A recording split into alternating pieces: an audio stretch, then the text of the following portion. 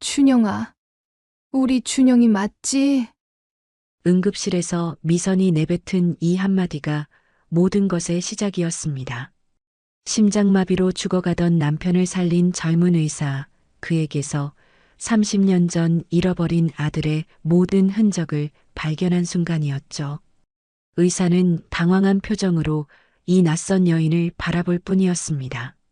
하지만 이것은 단지 시작일 뿐이었고 이들을 묶은 30년 전의 비밀은 상상을 초월하는 것이었습니다. 지금 사연 시작합니다. 새벽 3시 정각 미선은 또다시 그 악몽에서 깨어났습니다.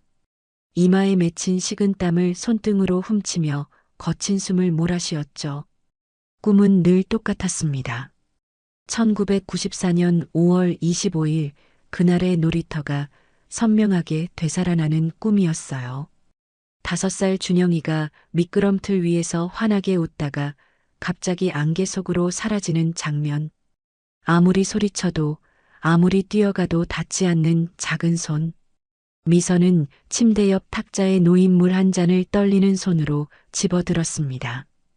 옆에서 고르게 숨쉬는 남편 성우를 깨우지 않으려 조심스럽게 일어났어요. 발끝으로 살며시 걸어 서재로 향했습니다. 서재 벽에 걸린 가족 사진이 희미한 달빛에 비쳤습니다. 성우와 지우, 그리고 자신. 겉보기엔 완벽한 가족이었지만 미선의 가슴 한구석엔 늘 채워지지 않는 빈자리가 있었죠. 금고 다이얼을 돌리는 손끝이 미세하게 떨렸습니다. 0525, 준영이를 잃은 그날의 날짜. 금고 안에는 두꺼운 파일 하나가 들어 있었어요. 실종아동 찾기라고 적힌 파일을 꺼내 책상 위에 조심스럽게 펼쳤습니다. 첫 장에는 바래진 사진 한 장이 있었습니다. 오른손 약지가 살짝 굽어 있고 목 뒤에 나비 모양 반점이 선명한 5살 아이. 준영이의 마지막 모습이었죠. 미선은 사진 속 아이의 얼굴을 손가락으로 어루만졌습니다. 파일을 넘기자 30년간 모은 자료들이 나왔습니다. 경찰 수사 기록, 목격자 진술서, 사설 탐정 보고서, 전국 미아 보호소 명단, 매년 작성한 나이별 몽타주 사진까지. 미선은 이 모든 것을 외울 정도로 반복해서 봐왔지만 오늘도 또 한 장 한 장 넘겨보았습니다.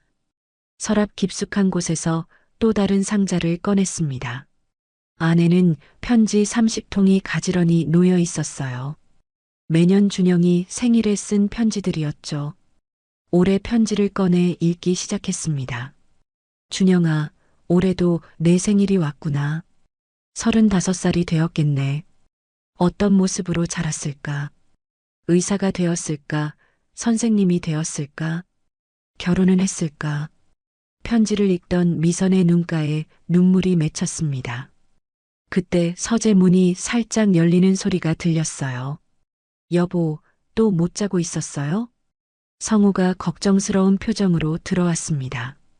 미선은 황급히 편지를 상자에 넣고 파일을 닫았어요. 아니에요. 그냥 잠이 안 와서. 성우는 아내의 붓기 어린 눈을 보고 모든 것을 알아차렸지만 더 묻지 않았습니다. 대신 미선의 어깨를 부드럽게 감쌌어요. 내일 병원 예약한 거 기억하죠? 심장 스텐트 시술 날이에요. 알아요. 하지만 회사 창립 30주년 기념식이 코앞인데 그 다음 주로 미루면 안 될까요? 의사가 더 이상 미루면 안 된다고 했잖아요. 약도 꾸준히 먹어야 하고. 성우는 말하며 품에서 약통을 꺼내 물과 함께 삼켰습니다. 미선은 그런 남편을 보며 또 다른 걱정이 밀려왔어요. 준영이를 잃고 이제 성우마저 잃는다면. 걱정 마요. 간단한 시술이라고 했잖아요.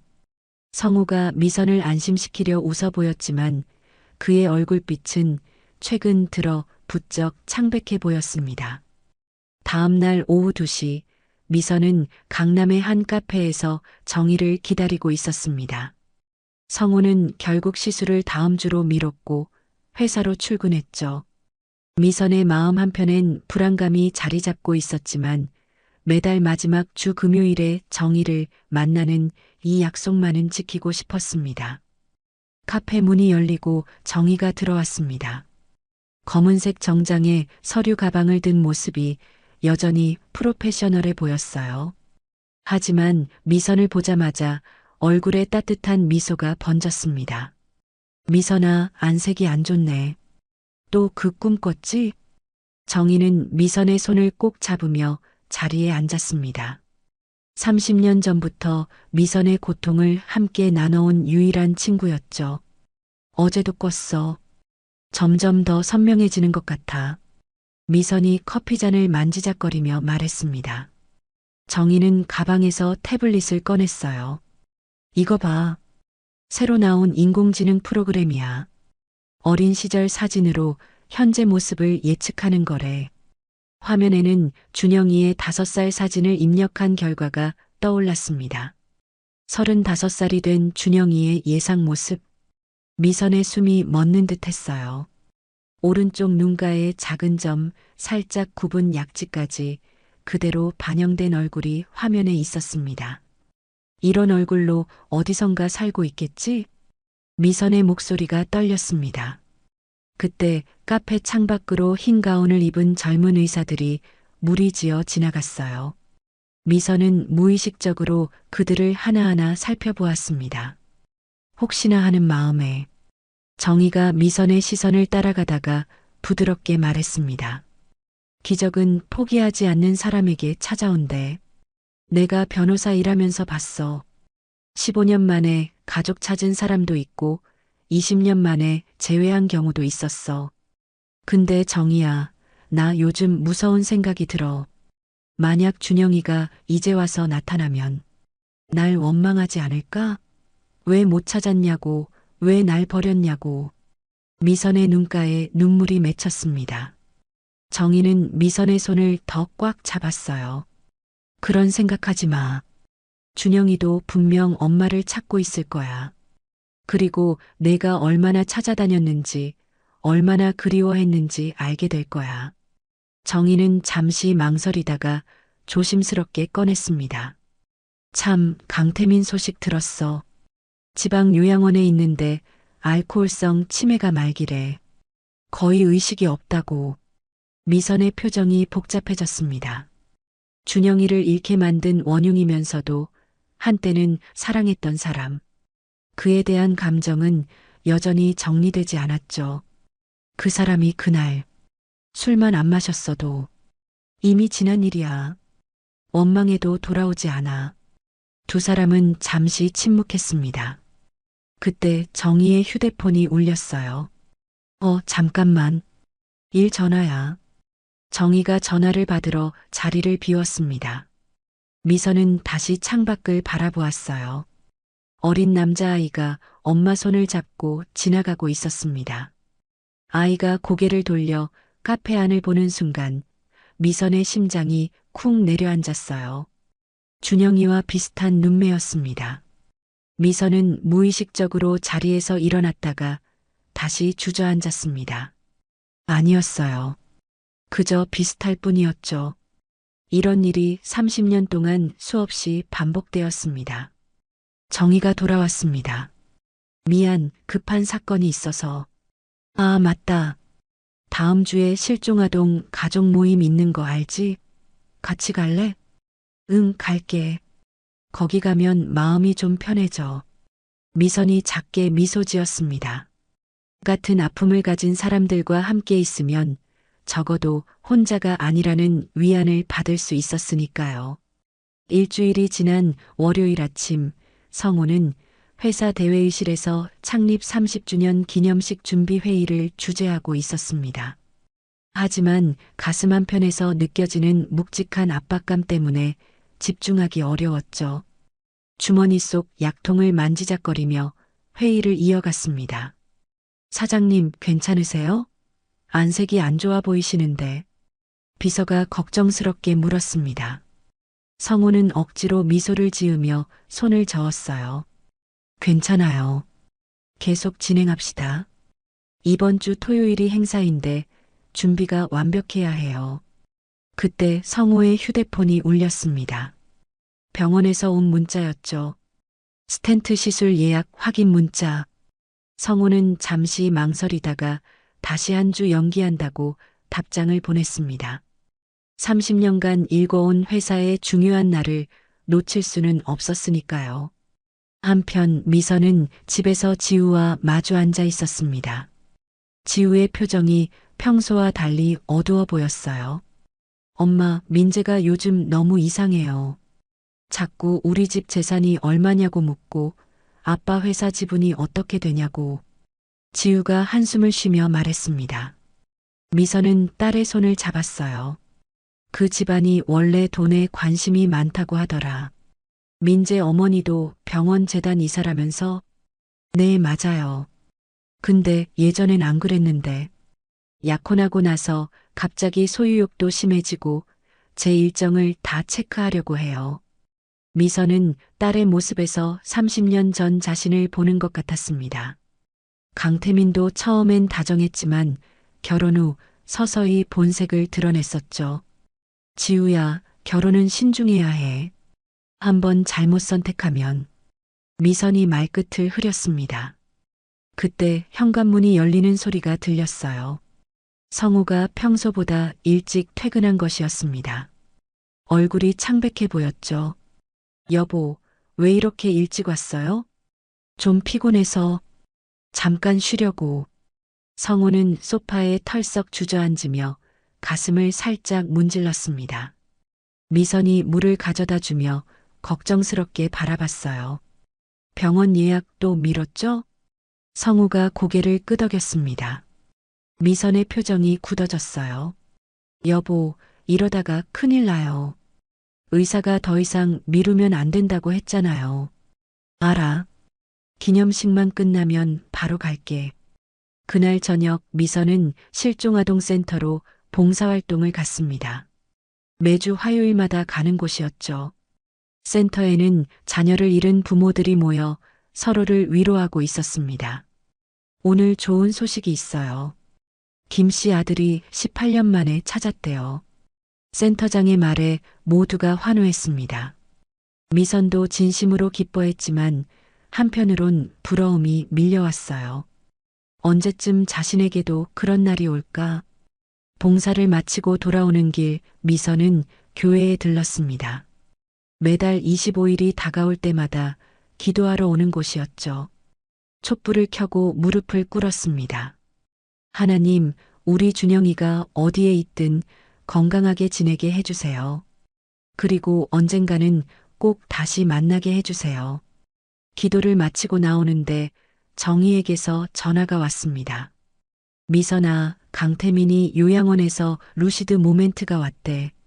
잠깐 정신이 돌아와서 내 이름을 불렀다고. 미선의 가슴이 철렁 내려앉았습니다. 30년 전 그날의 기억이 다시 밀려왔죠. 술에 취한 태민이 준영이를 데리고 나갔던 그날. 그리고 영영 돌아오지 않은 아이. 그 사람이 뭐라고 했는지.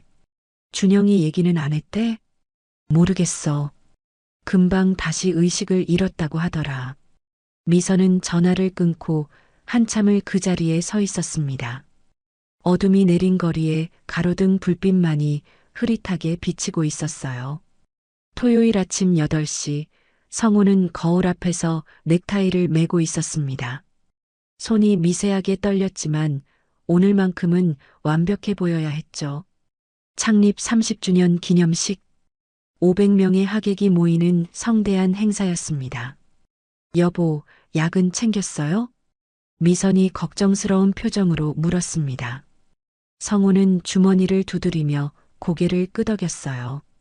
하지만 진짜 중요한 심장약은 깜빡하고 침대 옆 탁자에 두고 온 것을 모르고 있었습니다. 호텔 그랜드 볼룸은 화려한 꽃장식과 현수막으로 장식되어 있었습니다. 성우가 도착하자 직원들이 일제히 인사했어요. 미선과 지우도 예쁘게 차려입고 자리에 앉았습니다. 민재는 지우 옆에서 계속 휴대폰만 들여다보고 있었죠. 민재 씨, 오늘 좀 이상하네요. 미선이 작은 목소리로 지우에게 속삭였습니다. 지우도 불편한 표정을 지었어요. 아까부터 누구랑 계속 문자하는데 물어봐도 대답을 안 해요.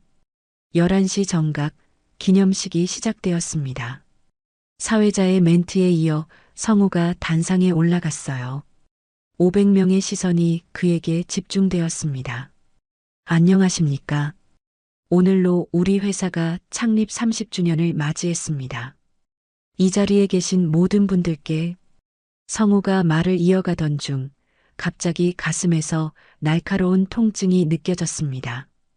왼쪽 팔로 저릿한 감각이 퍼져나갔어요. 식은땀이 이마에 맺히기 시작했죠. 하지만 500명이 지켜보는 가운데 멈출 수는 없었습니다. 우리는 지난 30년간 수많은 도전을 목소리가 점점 작아졌습니다. 단상 위에 물컵을 집어들려다 손이 떨려 놓쳤어요. 컵이 바닥에 떨어지며 깨지는 소리가 홀 전체에 울려 퍼졌습니다. 사장님, 비서가 급히 달려왔지만 이미 성우는 무릎이 꺾이며 쓰러지고 있었습니다. 마이크가 떨어지며 날카로운 소음을 냈어요. 하객들 사이에서 비명소리가 터져 나왔습니다. 여보, 미선이 단상으로 뛰어 올라갔습니다. 성우의 얼굴은 창백했고 호흡이 거칠었어요. 가슴을 부여잡고 있는 손에 힘이 들어가 있었습니다. 구급차 불러요. 빨리. 누군가 소리쳤습니다. 홀은 순식간에 아수라장이 되었어요. 의자가 쓰러지고 사람들이 우왕좌왕했습니다. 지우는 아버지 곁으로 달려와 울음을 터뜨렸죠. 아빠, 정신 차려요. 아빠. 구급차가 도착하기까지 10분이 걸렸습니다. 그 10분이 마치 10시간처럼 느껴졌어요. 구급대원들이 들것에 성우를 옮기고 산소 마스크를 씌웠습니다. 보호자 한 분만 동승하세요. 미선이 구급차에 올랐습니다. 차 안에서 구급대원이 심전도를 확인하며 얼굴을 찌푸렸어요. 급성 심근경색 같습니다. 빨리 가야 해요. 구급차는 사이렌을 울리며 도로를 질주했습니다.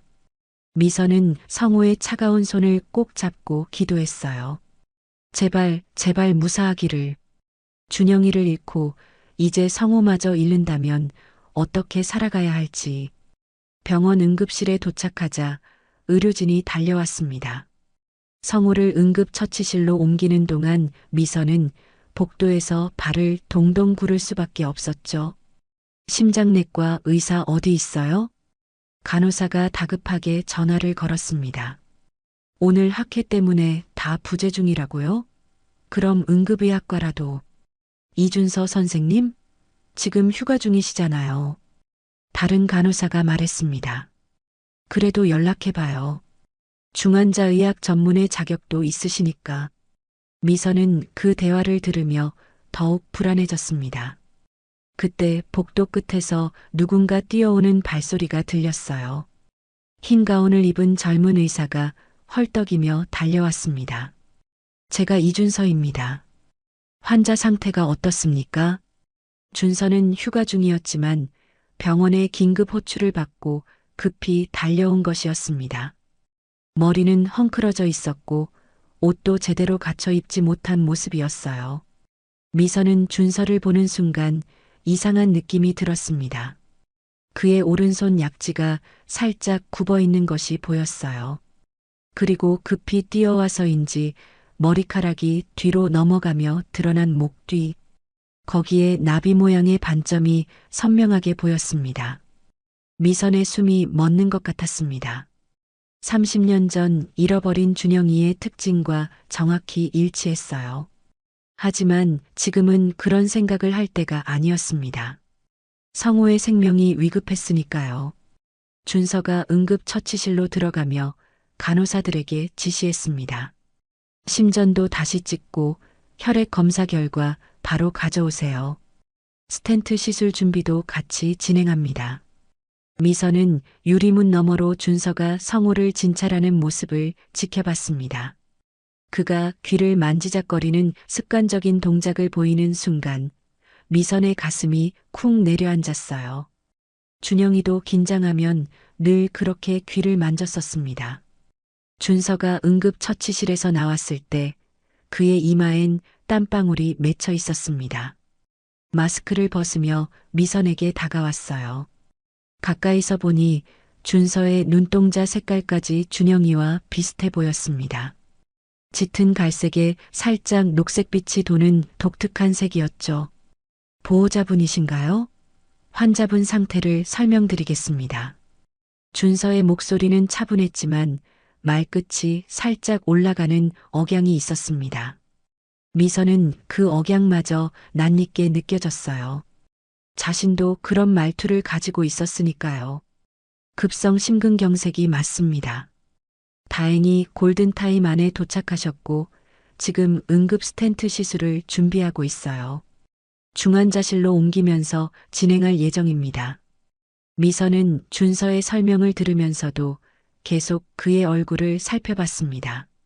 코끝에 있는 작은 점, 왼쪽 눈썹 끝이 살짝 올라간 모양까지 모든 게 준영이를 닮아 있었어요. 어머니, 괜찮으세요? 준서가 멍하니 자신을 바라보는 미선을 보며 걱정스럽게 물었습니다.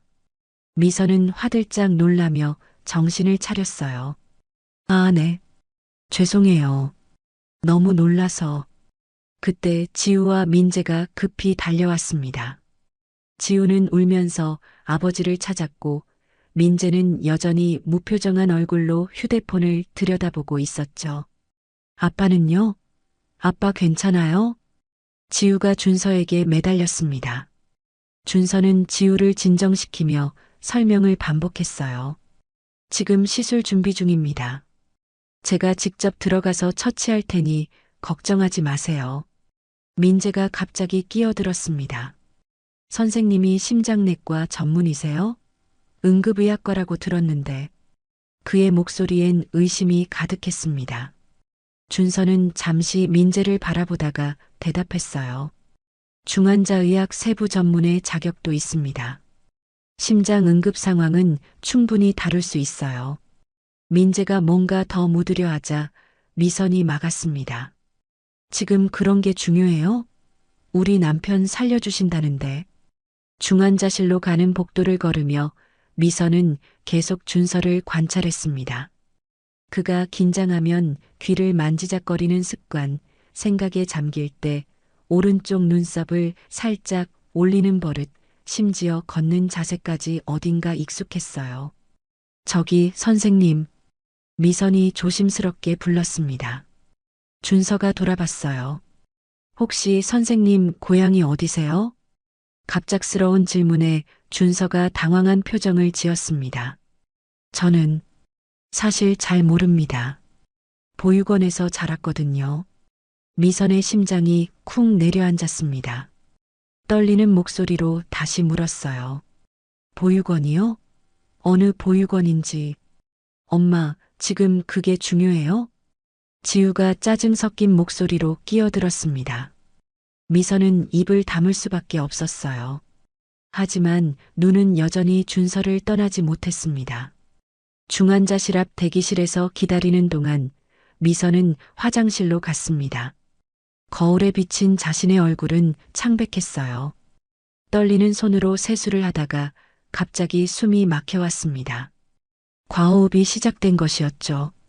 가슴을 부여잡고 바닥에 주저앉았습니다. 30년 동안 수없이 찾아 헤맸던 아들이 이렇게 갑자기 나타날 리 없다고 그저 우연의 일치일 뿐이라고 스스로를 달래려 했지만 모든 징표가 너무나 명확했어요. 겨우 진정하고 대기실로 돌아오니 정희가 와 있었습니다. 미선을 보자마자 달려와 안아주었어요. 미선아, 성호 씨 괜찮대? 내가 바로 달려왔어. 미선은 정희를 화장실 쪽으로 끌고 갔습니다. 주변에 아무도 없는 것을 확인하고 속삭였어요. 정희야, 내가 지금 미친 생각을 하고 있는 것 같아. 무슨 일인데? 여기 의사 선생님이 준영이를 너무 닮았어. 나비 반점도 있고 약지도 굽어 있고 귀 만지는 버릇까지. 정희의 표정이 심각해졌습니다. 보육원 출신이래. 나이도 35살이고. 정희가 미선의 어깨를 잡았어요. 미선아, 침착해. 확실한 증거가 필요해. 감정에 휩쓸리면 안 돼. 그때 준서가 대기실로 들어왔습니다. 시술 준비가 완료되었다는 보고였어요. 지금부터 들어가겠습니다. 2시간 정도 걸릴 예정이고요. 너무 걱정하지 마세요. 준서가 돌아서려는 순간 미선이 무의식적으로 그의 팔을 잡았습니다. 준서가 놀란 눈으로 돌아봤어요. 꼭 살려주세요. 제발, 최선을 다하겠습니다. 준서가 미선의 손을 살짝 잡았다가 놓았습니다. 그 짧은 순간 미선은 이상한 감정을 느꼈어요. 마치 오래전부터 알고 있던 사람 같은 설명할 수 없는 친근함이었습니다. 2시간이 지나고 준서가 수술실에서 나왔습니다. 마스크를 벗은 그의 얼굴엔 안도의 표정이 번졌어요. 미선은 벌떡 일어나 달려갔습니다. 시술은 성공적이었습니다. 막힌 혈관에 스텐트를 삽입했고 혈류가 정상적으로 회복되었어요. 이제 중환자실에서 경과를 지켜봐야 합니다. 준서가 설명하는 동안 미선은 그의 목소리에 집중했습니다. 피곤해서인지 목소리가 살짝 갈라졌는데 그 톤마저 어린 준영이가 감기 걸렸을 때와 비슷했어요. 선생님, 정말 감사합니다. 덕분에 남편이 살았어요. 미선이 깊이 인사했습니다. 지우도 눈물을 닦으며 고마워했죠. 제 일을 한 것뿐입니다. 환자분은 1시간 후에 뵐 수 있을 거예요. 준서가 돌아서려는데 미선이 급히 불렀습니다. 저 선생님, 정말 고마워서 그런데 커피라도 한 잔 대접하고 싶은데요. 괜찮습니다. 보호자분도 많이 놀라셨을 텐데. 제발이요. 은인에게 커피 한 잔도 못 사드리면 제 마음이 편치 않을 것 같아요. 준서는 잠시 망설이다가 시계를 봤습니다. 그럼 10분 정도만요. 곧 회진이 있어서. 병원 1층 카페테리아로 내려가는 길, 미선은 준서 옆을 걸으며 계속 관찰했습니다. 걸을 때 왼발을 살짝 끌듯이 걷는 버릇까지 준영이와 똑같았어요. 어릴 때 자전거 타다 다친 후로 생긴 버릇이었죠. 카페테리아에 앉아 커피를 기다리는 동안 미선은 평범한 대화로 시작했습니다. 선생님은 언제부터 의사가 되고 싶으셨어요? 어릴 때부터요. 제가 어렸을 때 도움을 많이 받아서 저도 누군가를 돕고 싶었거든요. 준서의 대답에 미선은 조심스럽게 다음 질문을 이어갔습니다. 가족분들이 자랑스러워 하시겠어요. 준서의 표정이 살짝 어두워졌습니다. 저는 가족이 없어요. 혼자 자랐거든요. 미선의 가슴이 쿵 내려앉았습니다. 최대한 자연스럽게 반응하려 애썼어요. 아, 죄송해요. 제가 실례를. 괜찮아요.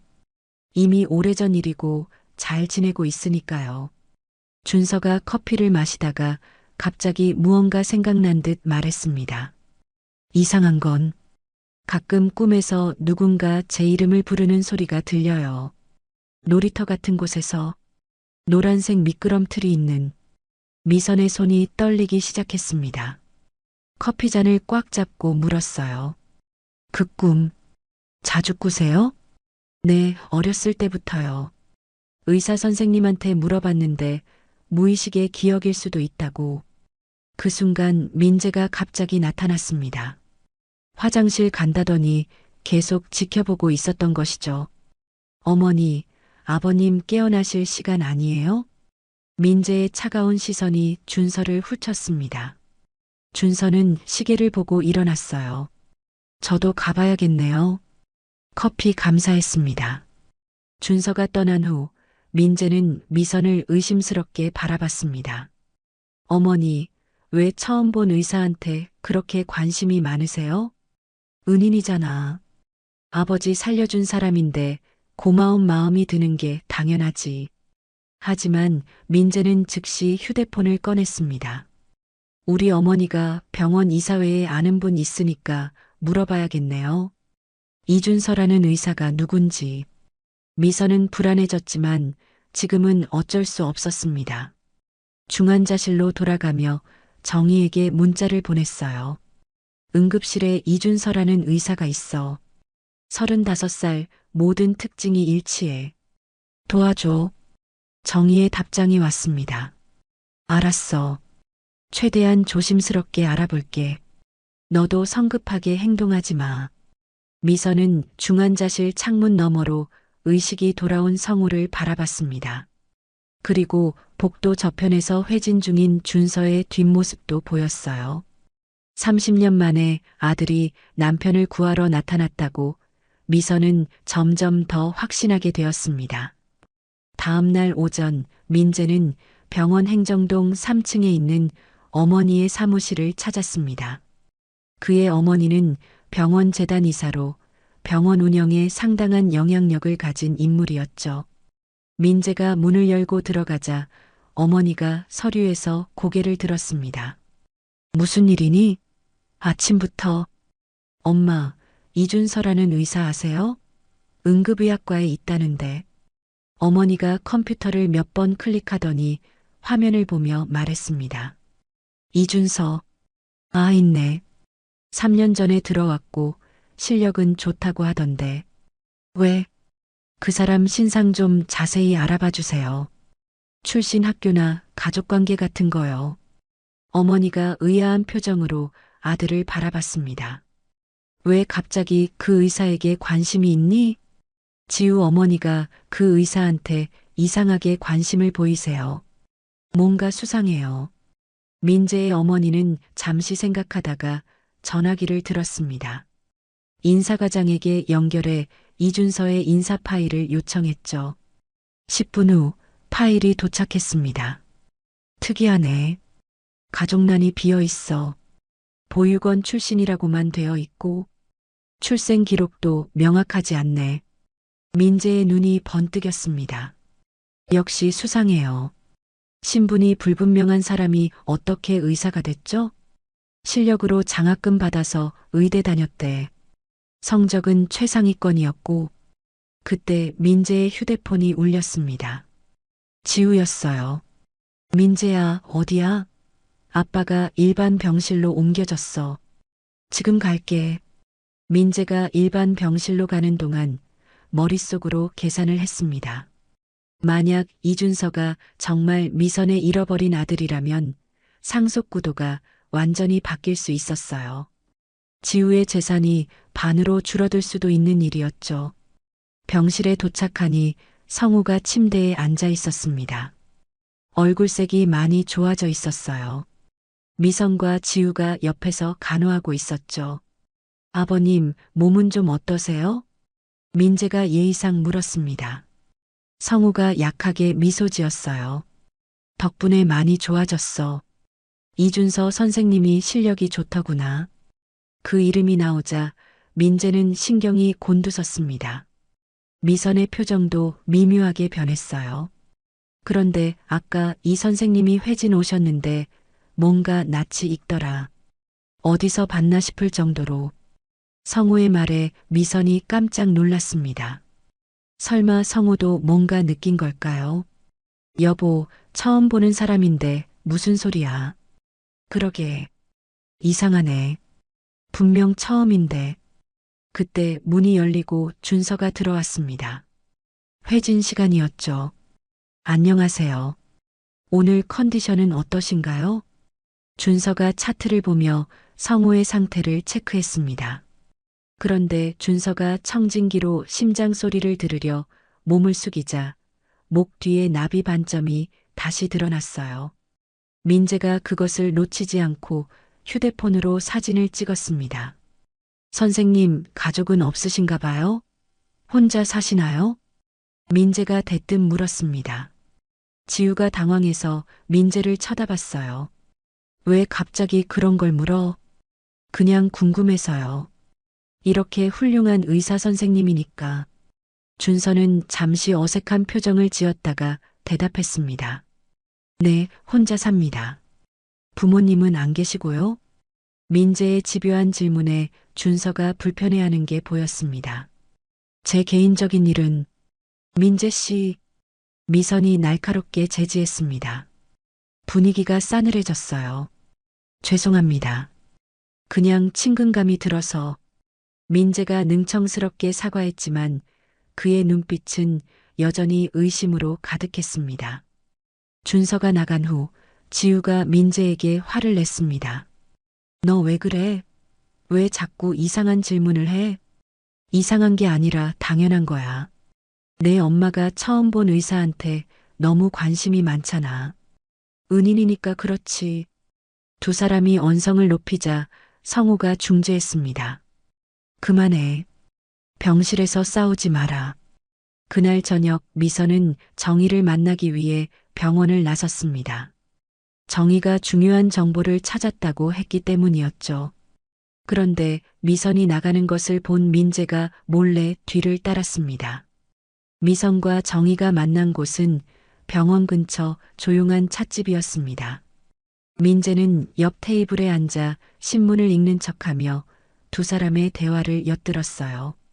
미선아, 1994년 5월 25일 실종 신고 기록을 찾았어. 그리고 그 근처에 있던 보육원 명단도.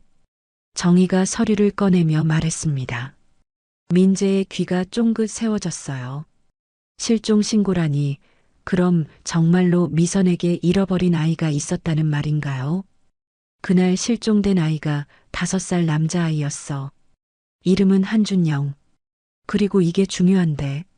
정희가 목소리를 낮췄습니다. 그 인근에 성모 보육원이라는 곳이 있었는데 1994년 6월에 신원 미상의 5살 남자아이가 입소했제. 시기가 너무 일치해. 미선의 눈빛이 반짝였습니다. 떨리는 손으로 서류를 받아들었어요. 그 보육원 아직도 있어? 응, 있어. 내일 가볼 거야? 민재는 충격에 빠졌습니다. 지우 어머니에게 30년 전 잃어버린 아들이 있었다니. 그리고 그 아들이 혹시 이준서라는 의사일 가능성을 의심하고 있다는 것도 이제 확실해졌죠. 민재는 조용히 자리에서 일어나 밖으로 나갔습니다. 그리고 즉시 사설탐정에게 전화를 걸었어요. 이준서라는 의사를 철저히 조사해 주세요. 어린 시절 기록부터 모든 것을. 돈은 얼마든지 드릴게요. 한편 병실에서는 지우가 아버지 옆에 앉아 있었습니다. 성우가 딸의 손을 잡으며 말했어요. 지우야, 민재와 잘 지내고 있니? 지우는 잠시 망설이다가 한숨을 쉬었습니다. 사실 요즘 민재가 너무 이상해요. 예전엔 안 그랬는데 약혼하고 나서 집착이 심해졌어요. 집착?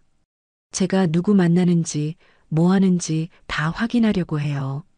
그리고 우리 집 재산 얘기도 자주 하고. 성우의 표정이 굳어졌습니다.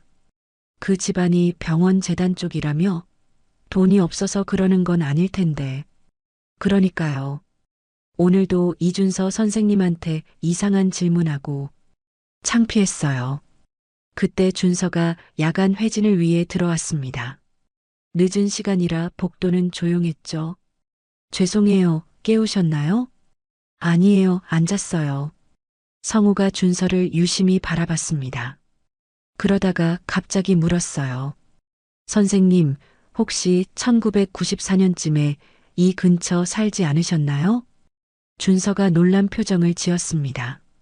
저는 그때 너무 어려서 5살이었으니까 기억이 거의 없어요. 5살. 성우가 중얼거렸습니다. 그때 뭔가 기억 속에서 번뜩이는 게 있었지만 명확하게 떠오르지는 않았어요. 다음 날 아침 9시 미선과 정희는 경기도 외곽에 있는 성모 보육원 앞에 서 있었습니다. 30년 전과 달리 건물은 새로 지어져 있었지만 정문 옆 오래된 은행나무만은 그대로였어요. 미선은 떨리는 손으로 초인종을 눌렀습니다. 누구세요? 인터폰에서 나이든 여성의 목소리가 들렸습니다. 저희는 1994년에 여기 입소했던 아이를 찾고 있어요. 원장님 뵐 수 있을까요? 잠시 후 문이 열렸습니다. 60대 중반으로 보이는 원장이 나와 두 사람을 맞이했어요. 최 원장이라고 자신을 소개했죠. 1994년이면 제가 막 여기서 일을 시작했을 때네요. 어떤 아이를 찾으시는지요? 미선이 준영이의 사진을 꺼내 보여줬습니다. 최 원장은 사진을 한참 들여다봤어요. 이 아이, 혹시 오른손 약지가 살짝 굽어 있지 않았나요? 미선의 눈이 커졌습니다. 맞아요. 기억하세요? 최 원장이 고개를 끄덕이며 안으로 안내했습니다. 오래된 사무실로 들어가자 먼지 쌓인 캐비닛이 보였어요. 최 원장이 그중 하나를 열어 낡은 파일을 꺼냈습니다. 경찰이 미해결 사건이라고 해서 보관하라고 했었죠. 이 아이예요. 파일을 열자 어린 남자아이의 사진이 있었습니다. 준영이는 아니었지만 놀랍도록 닮아 있었어요. 그리고 입소 날짜가 1994년 6월 3일로 기록되어 있었습니다. 이름은 뭐라고 했나요? 처음엔 이름을 말하지 않았어요. 충격 때문인지 기억을 잃은 것 같았죠. 그래서 저희가 준서라고 이름을 지어줬어요. 이준서. 미선의 심장이 멎는 것 같았습니다. 정희가 미선의 손을 꽉 잡았어요. 그 아이가 어떻게 여기 오게 됐나요? 경찰이 데려왔어요. 기차역에서 혼자 울고 있었다고. 누군가 경찰에 신고했대요. 최 원장이 서류를 넘기다가 멈췄습니다. 아, 여기 있네요. 신고자 이름이 박성호 씨라고 되어 있네요. 미선은 그 이름을 듣는 순간 머리가 하얗게 변했습니다. 성호? 자신의 남편 성호가 30년 전 준영이를 발견한 사람이었다니. 이 아이의 물건도 있어요. 최 원장이 낡은 상자를 꺼냈습니다. 안에는 작은 운동화와 찢어진 셔츠가 들어 있었어요. 미선은 떨리는 손으로 셔츠를 들어 올렸습니다. 옷깃 안쪽에 희미하게 수놓아진 글자가 보였어요. JY, JY. 준영이의 이니셜이었습니다. 이거 제가 수놓은 거예요. 미선이 흐느끼기 시작했습니다. 30년 만에 찾은 아들의 흔적이었어요. 그 아이가 지금 어디 있는지 아세요? 정희가 대신 물었습니다. 최 원장이 고개를 저었어요. 18살 되던 해에 독립했어요. 의대에 장학생으로 들어갔다고 들었는데 그 후론 연락이 끊겼죠. 미선과 정희는 서로를 바라봤습니다. 모든 퍼즐 조각이 맞아떨어지고 있었어요. 한편 병원에서는 민재가 고용한 사설탐정이 보고서를 가져왔습니다. 민재는 병원 주차장에 세워둔 차 안에서 그를 만났어요. 이준서에 대해 알아봤습니다. 성모 보육원 출신이 맞고 18살에 의대 입학했네요. 그런데 이상한 게 있습니다. 뭔데요?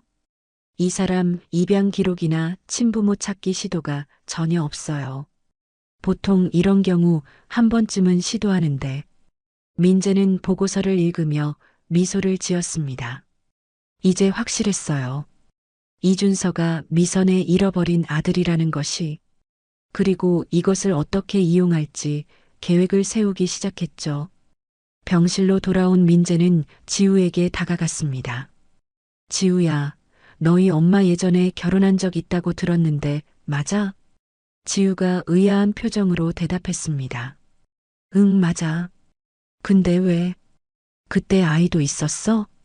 그런 얘기는 들은 적 없는데. 왜 갑자기 그런 걸 물어? 민재는 능청스럽게 웃으며 어깨를 으쓱했습니다. 그냥 궁금해서 장모님에 대해 더 알고 싶어서 그래. 하지만 그의 머릿속에는 이미 다른 계획이 자리 잡고 있었어요.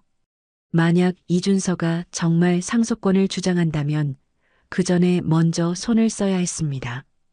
그날 저녁 준서가 야간 당직 중 휴게실에서 쉬고 있을 때였습니다.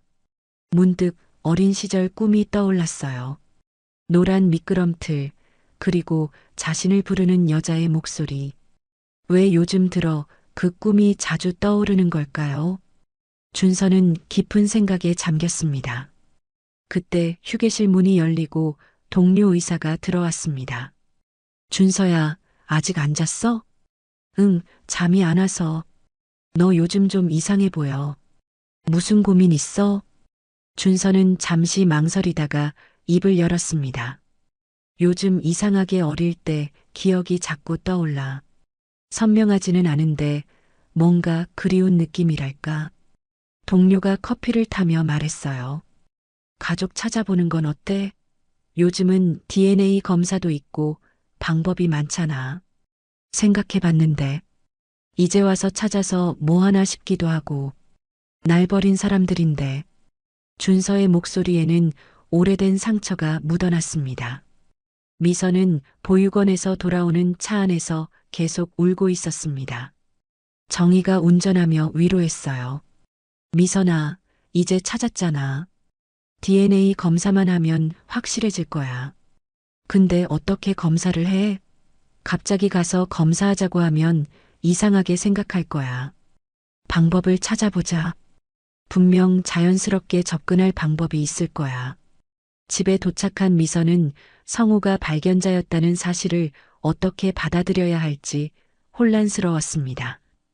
운명의 장난인지 신의 뜻인지 30년 전 자신의 아들을 구한 사람과 결혼해서 살고 있었다니. 다음 날 아침 미선은 병원으로 향했습니다. 성우의 퇴원 날이었죠.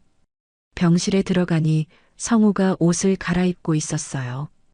여보, 몸은 괜찮아? 응, 많이 좋아졌어. 이준서 선생님 덕분이야. 그 이름을 들을 때마다 미선의 가슴이 뛰었습니다. 그때 준서가 퇴원 차트를 들고 들어왔어요. 퇴원 축하드립니다.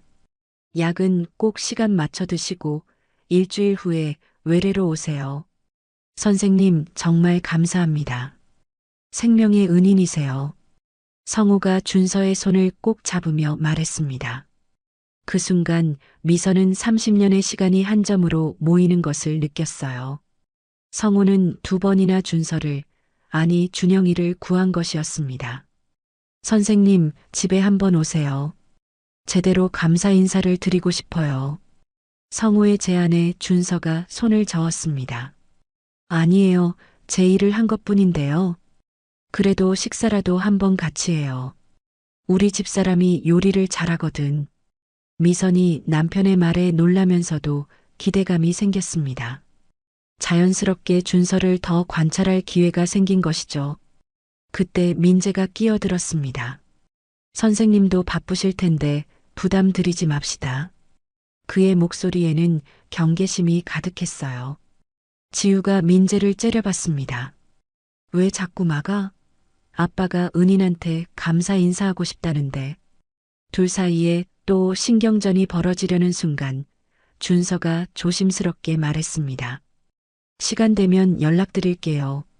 감사합니다. 준서가 나간 후 민재는 휴대폰으로 누군가와 통화를 시작했습니다. 병실 밖 복도로 나가며 목소리를 낮췄죠. 네, 맞습니다. DNA 샘플 채취할 방법을 찾아야 해요. 머리카락이든 뭐든. 일주일이 지난 화요일 오후 미선은 정희와 함께 공인 DNA 검사기관 앞에 서 있었습니다. 손에는 보육원에서 가져온 준영이의 옷이 담긴 봉투가 들려 있었어요. 30년이 지났지만 여전히 DNA를 추출할 수 있다고 했습니다. 이것만 있으면 안 돼요. 비교할 샘플이 필요해요. 검사원이 설명했습니다. 미선은 가방에서 작은 지퍼백을 꺼냈어요. 그 안에는 머리카락 몇 가닥이 들어 있었죠. 어제 준서가 성우의 외래 진료를 할 때 의자에서 주운 것이었습니다. 일주일 후에 결과 나옵니다. 법적 효력이 있는 검사라 시간이 좀 걸려요. 미선은 고개를 끄덕였습니다. 일주일. 그 시간이 1년처럼 느껴질 것 같았어요. 검사기관을 나온 미선과 정희는 근처 카페에 들렀습니다. 미선의 손은 여전히 떨리고 있었어요. 이제 곧 알게 되겠네. 진짜 준영이가 맞는지. 정희가 미선의 손을 잡으며 말했습니다. 근데 미선아, 만약 정말 준영이가 맞다면 어떻게 할 거야? 갑자기 나타나서 엄마라고 하면. 미선도 그게 걱정이었습니다. 준서가 자신을 받아들일까요? 30년간 홀로 자란 아이가 갑자기 나타난 엄마를 용서할 수 있을까요? 한편 병원에서는 민재가 이상한 행동을 하고 있었습니다. 준서의 당직실 문 앞에서 서성거리다가 청소 직원이 문을 열고 들어가자 따라 들어갔어요. 뭐 찾으시는 거 있으세요? 청소 직원이 물었습니다. 민재가 능청스럽게 웃었어요. 아, 이준서 선생님께 전할 게 있어서요. 메모 좀 남기려고. 청소 직원이 나가자 민재는 재빨리 준서의 책상을 뒤지기 시작했습니다. 빗이 있었어요. 머리카락 몇 가닥이 걸려 있었죠. 민재는 그것을 조심스럽게 봉투에 담았습니다. 그때 문이 열렸습니다. 준서가 들어온 것이었어요. 민재 씨, 여기서 뭐 하시는 거죠? 준서의 얼굴에 당황과 불쾌감이 스쳤습니다. 민재는 태연하게 거짓말을 했어요. 아버님이 감사 인사 전하라고 하셔서요. 그리고 이번 주말 저녁 식사 초대하고 싶다고. 아, 그러세요? 전화 주셔도 되는데. 준서는 의심스러운 눈빛으로 민재를 바라봤습니다. 뭔가 이상한 기운이 느껴졌어요. 민재가 나간 후 준서는 책상 위를 살펴봤습니다. 누군가 뒤진 흔적이 있었어요. 빗도 원래 위치에서 벗어나 있었죠. 준서는 불안한 기분이 들었습니다. 그날 저녁 지우는 민재와 심각한 대화를 나누고 있었습니다. 레스토랑 구석 자리에서 마주 앉은 두 사람의 표정은 어두웠어요. 민재야, 우리 잠시 시간을 갖자. 지우의 갑작스러운 말에 민재가 놀랐습니다. 무슨 소리야? 왜 갑자기? 너 요즘 너무 이상해. 계속 엄마 감시하고 이준서 선생님 뒷조사하고. 이게 정상이야? 민재의 표정이 굳어졌습니다. 내가 우리 가족을 보호하려는 건데. 무엇으로부터? 이준서 선생님이 뭘 잘못했는데? 민재는 잠시 망설이다가 결심한 듯 말했습니다. 내 엄마한테 잃어버린 아들이 있어. 그리고 그게 아마 이준서일 거야. 지우의 눈이 휘둥그레졌습니다.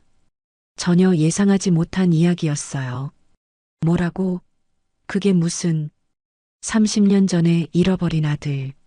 그래서 내 엄마가 그 의사한테 관심을 보이는 거야.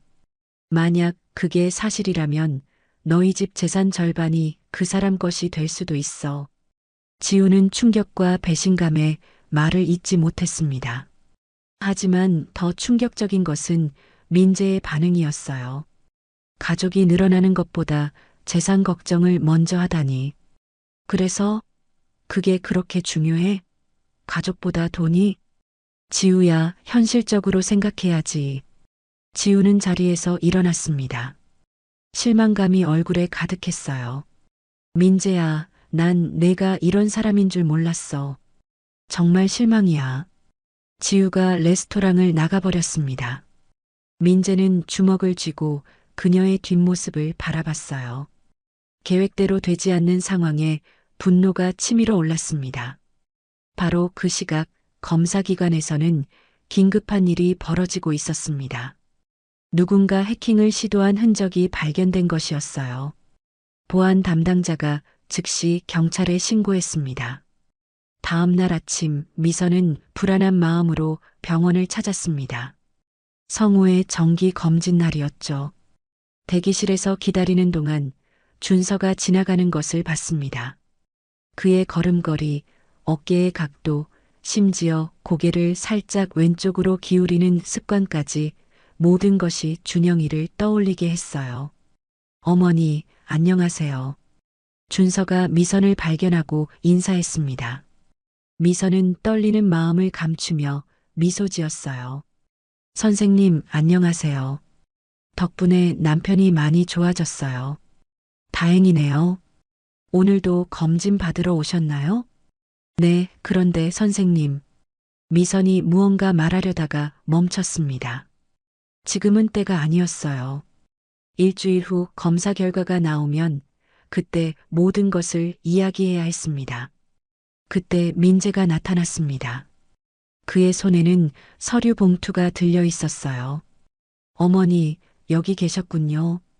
지우는 주차하고 있어요. 민재의 시선이 준서에게 향했습니다.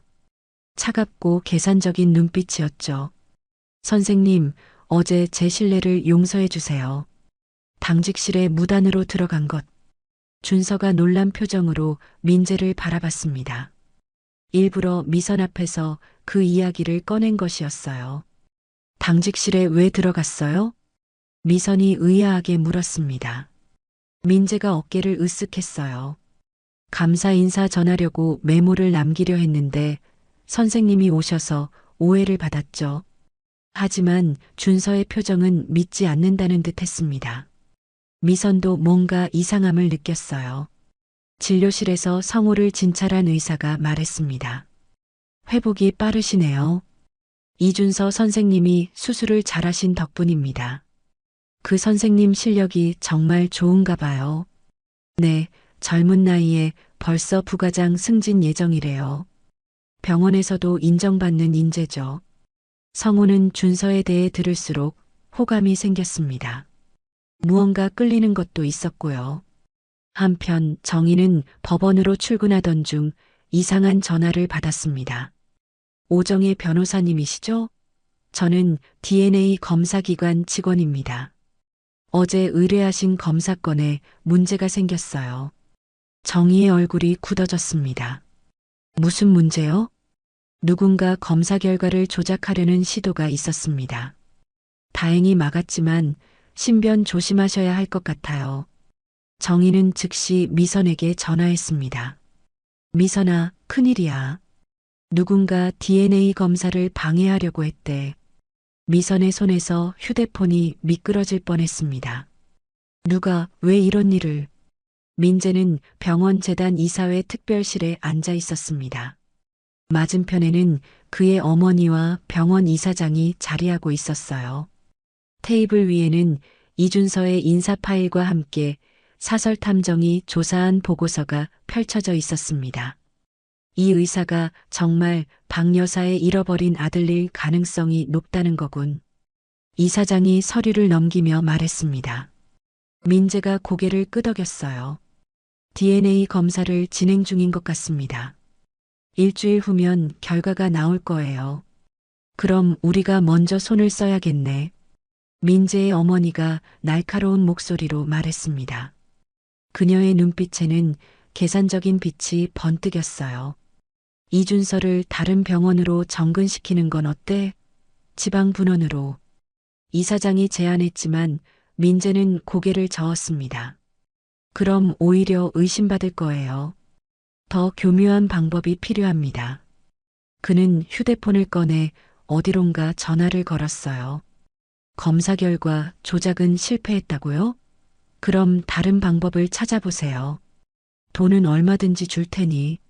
한편 미선은 집에서 불안한 마음으로 창밖을 바라보고 있었습니다. 정희가 알려준 해킹 시도 소식이 계속 머릿속을 맴돌았어요. 그때 초인종이 울렸습니다. 누구세요? 택배입니다. 미선이 문을 열자 택배기사로 위장한 낯선 남자가 서 있었습니다. 그의 눈빛이 예사롭지 않았어요. 박미선 씨 맞으시죠? 이거 받으시고 사인해 주세요. 봉투를 받아든 미선은 불길한 예감이 들었습니다. 택배기사가 떠난 후 봉투를 열어보니 안에는 사진 한 장과 메모가 들어 있었어요. 사진은 미선이 DNA 검사기관에 들어가는 모습이었고 메모에는 이렇게 적혀 있었습니다. 과거는 과거로 남겨두세요. 모든 걸 잃고 싶지 않다면. 미선의 손이 떨리기 시작했습니다. 누군가 자신을 감시하고 있었던 것입니다. 즉시 정희에게 전화했어요. 정희야, 큰일이야. 누군가 날 협박하고 있어. 정희는 즉시 경찰에 신고하라고 했지만 미선은 망설였습니다. 아직 준서와의 관계가 확실하지 않은데 이런 일이 알려지면 준서에게 피해가 갈 수도 있었으니까요. 병원에서는 준서가 이상한 일들을 겪고 있었습니다. 환자 차트가 사라지고 수술 일정이 갑자기 바뀌고 동료들이 수군거리며 자신을 피하는 것 같았어요. 휴게실에서 커피를 마시던 중 동료 의사가 조심스럽게 다가왔습니다. 준서야, 너 조심해. 윗선에서 내 얘기가 나오고 있어. 무슨 얘기? 정확히는 모르겠는데 내가 환자 보호자랑 부적절한 관계라는 소문이 돌아. 준서는 황당했습니다. 전혀 근거 없는 이야기였어요. 하지만 누가 왜 이런 소문을 퍼뜨리는 걸까요? 그날 저녁 지우는 부모님과 저녁을 먹고 있었습니다. 분위기가 무거웠어요. 지우가 조심스럽게 입을 열었습니다. 엄마, 혹시 숨기고 있는 거 있어요? 미선이 놀란 표정으로 딸을 바라봤습니다. 무슨 소리야? 민재가 그러는데 엄마한테 잃어버린 아들이 있다고. 그게 사실이에요? 성우도 놀라서 아내를 바라봤습니다. 미선은 더 이상 숨길 수 없다는 것을 알았어요. 떨리는 목소리로 고백하기 시작했습니다. 맞아. 30년 전에 준영이를 잃었어. 지우의 눈에서 눈물이 흘렀습니다. 배신감과 충격, 그리고 연민이 뒤섞인 복잡한 감정이었어요. 왜 지금까지 숨긴 거예요? 너희들한테 짐이 되고 싶지 않았어. 그리고 너무 아파서 말할 수가 없었어. 성우가 아내의 손을 잡았습니다. 그의 눈빛은 따뜻했어요. 여보, 그런 아픔이 있었구나. 왜 혼자 간직하고 있었어? 그때 성우의 머릿속에서 뭔가 번쩍이는 기억이 스쳤습니다. 1994년 기차역, 울고 있던 아이. 하지만 아직 명확하게 연결되지는 않았어요. 다음 날 민재는 병원 이사회에 특별 안건을 상정했습니다. 이준서의 근무 태도, 문제를 거론하며 징계를 요구한 것이었어요. 근거는 희박했지만 민재 어머니의 영향력으로 안건이 받아들여졌습니다. 준서는 인사위원회에 불려갔습니다. 전혀 예상하지 못한 일이었어요. 이준서 선생님, 최근 환자 보호자와 부적절한 관계를 맺고 있다는 제보가 있었습니다. 인사과장의 말에 준서는 어이가 없었습니다. 그게 무슨 말씀이신가요? 전혀 사실이 아닙니다. 하지만 여러 목격자가 있다고 하는데요. 준서는 함정에 빠진 것을 깨달았습니다. 누군가 조직적으로 자신을 공격하고 있었어요. 인사위원회가 끝난 후 준서는 복도에서 멍하니 서 있었습니다. 정직 일주일이라는 처분이 내려진 것이었어요. 근거도 없는 모함이었지만 병원 이사회의 압력 앞에서는 무력했습니다. 그때 미선이 급히 달려왔어요. 얼굴이 창백했습니다. 선생님, 괜찮으세요? 제가 다 설명하겠습니다. 이건 오해예요. 준서는 지친 표정으로 고개를 저었습니다. 괜찮습니다. 일주일 쉬라는 거니까요. 하지만 그의 눈빛에는 깊은 상처가 보였어요. 평생 의사가 되기 위해 노력했는데 이런 부당한 대우를 받다니. 준서가 돌아서려는 순간 미선이 그의 팔을 잡았습니다. 잠깐만요. 제가 꼭 드릴 말씀이. 그때 갑자기 병원 전체에 비상벨이 울렸습니다. 응급 상황이었어요. 간호사가 뛰어오며 소리쳤습니다. 심정지 환자입니다. 중환자실 박성우 환자분이. 미선의 얼굴에서 핏기가 사라졌습니다. 성우가 다시 쓰러진 것이었어요. 미선과 준서는 동시에 중환자실로 뛰었습니다. 중환자실은 아수라장이었습니다. 의료진이 성우에게 심폐소생술을 하고 있었어요. 심전도 모니터는 평평한 선을 그리고 있었습니다. 지우가 복도에서 오열하고 있었고 민재는 차가운 표정으로 상황을 지켜보고 있었죠. 제가 들어가겠습니다. 준서가 외쳤지만 인사과장이 막아섰습니다. 이준서 선생님은 정직 중이십니다. 의료행위를 할 수 없어요. 환자가 죽어가는데 그게 중요합니까? 준서가 분노했지만 병원 규정은 엄격했습니다. 그때 담당 심장내과 의사가 밖으로 나왔어요. 표정이 어두웠습니다. 보호자분, 환자분 상태가 매우 위중합니다. 지금 당장 관상동맥 우회술이 필요한데 저희 병원에 지금 집도할 수 있는 의사가 없습니다. 미선이 무릎이 꺾이며 바닥에 주저앉았습니다. 지우가 엄마를 부축하며 울부짖었어요. 다른 의사는 없어요? 아빠가 죽으면 안 돼요. 그때 준서가 단호한 목소리로 말했습니다. 제가 중환자의학 전문의입니다. 이 수술 제가 할 수 있습니다. 인사과장이 고개를 저었습니다. 안 됩니다. 규정상, 규정이 사람 목숨보다 중요합니까? 준서의 목소리가 병원 복도에 울려 퍼졌습니다. 주변에 있던 의료진들이 모두 돌아봤어요. 그때 민재가 비웃으며 말했습니다. 정직 처분받은 의사가 수술한다고? 문제 생기면 누가 책임질 건데요? 준서는 민재를 똑바로 바라봤습니다. 그리고 천천히 말했어요. 제가 모든 책임을 지겠습니다. 의사 면허를 걸고서라도. 그 순간 미선이 일어나 준서 앞에 섰습니다. 떨리는 목소리로 말했어요. 선생님, 제 남편 좀 살려주세요. 선생님만 믿겠습니다. 준서는 미선의 눈을 바라봤습니다. 그 눈빛에서 절박함과 함께 묘한 친근감을 느꼈어요. 마치 오래전부터 알고 있던 사람 같은. 담당 심장내과 의사가 고민하다가 결정을 내렸습니다. 책임은 제가 지겠습니다. 이준서 선생님, 같이 들어가시죠. 준서는 고개를 끄덕이고 수술복을 갈아입으러 갔습니다. 민재가 이를 악물며 휴대폰을 꺼냈어요. 어머니에게 전화를 걸었습니다. 엄마, 큰일 났어요. 이준서가 수술을 하겠대요. 민재 어머니의 날카로운 목소리가 들렸습니다. 막아야지. 실패하면 의료사고로 몰아가고 성공해도 규정 위반으로 처리하면 돼. 하지만 이미 준서는 수술실로 들어가고 있었습니다. 수술복을 입은 그의 뒷모습을 보며 미선은 왜인지 준영이를 떠올렸어요. 아이가 자라서 의사가 되었다면 저런 모습이었을까요? 수술실 앞 대기실에는 무거운 침묵이 내려앉았습니다. 벽에 걸린 시계가 째깍거리는 소리만이 들렸어요. 지우는 민재와 떨어져 앉아 있었습니다.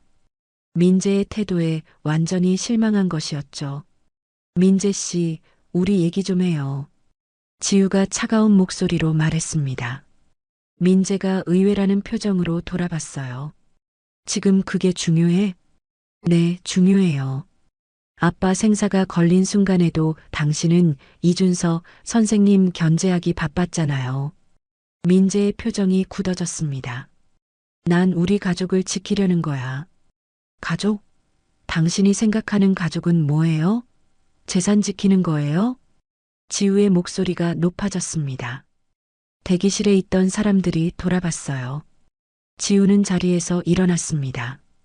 민재 씨, 우리 그만 만나요. 약혼도 파기하고요. 민재가 놀라서 지우의 손목을 잡았습니다. 지금 감정적으로 그러는 거지? 진정해. 지우가 손을 뿌리쳤습니다. 그녀의 눈빛은 단호했어요. 아니요. 충분히 생각했어요. 당신과는 더 이상 못하겠어요. 수술실에 붉은 불빛이 켜진 지 3시간이 지났습니다. 대기실에서 미선은 두 손을 모으고 간절히 기도하고 있었어요. 지우는 엄마 옆에 앉아 손을 꼭 잡고 있었습니다. 민재는 복도를 서성이며 계속 전화를 걸고 있었죠. 정희가 숨을 헐떡이며 달려왔습니다. 손에는 서류 봉투가 들려 있었어요. 미선아, DNA 검사 결과가 나왔어. 미선이 벌떡 일어났습니다.